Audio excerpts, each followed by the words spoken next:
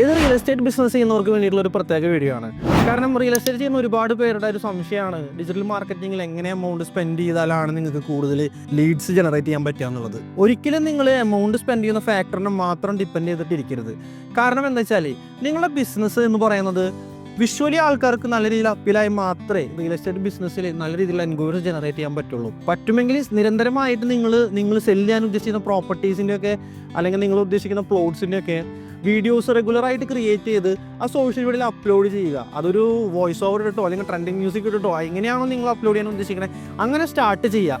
Then ആ കണ്ടന്റിനെ promote ചെയ്യാൻ ശ്രമിക്കുക. കൃത്യമായിട്ട് ആ ഒരു പ്രൊജക്റ്റിൻ്റെ ബഡ്ജറ്റ് അല്ലെങ്കിൽ ഒരു കൺഫ്യൂസ്ഡ് ആകുന്ന രീതിയിലുള്ള കണ്ടന്റ്സിനെ ഒഴിവാക്കിയിട്ട് കൃത്യമായിട്ട് ടാർഗറ്റ് ചെയ്ത് വർക്കൗട്ട് ചെയ്യാൻ പറ്റുകയാണെങ്കിൽ ഏത് ലെവലുള്ള ബഡ്ജറ്റിലുള്ള പ്രോപ്പർട്ടി ആയാലും നിങ്ങൾക്ക് സെല് ചെയ്യാൻ വളരെ ഈസിയാണ്.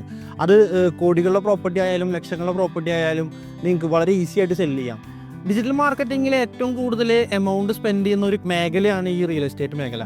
അപ്പോൾ അതുകൊണ്ട് തന്നെ നിങ്ങൾ സ്പെൻഡ് ചെയ്യുന്ന ഓരോ മണിയും അല്ലെങ്കിൽ നിങ്ങൾക്ക് കിട്ടുന്ന ഓരോ എൻക്വയറിയും അത് ക്ലോസ് ചെയ്യേണ്ട രീതിയിൽ തന്നെ വർക്കൗട്ട് ചെയ്യാൻ നിങ്ങൾ ശ്രമിക്കണം.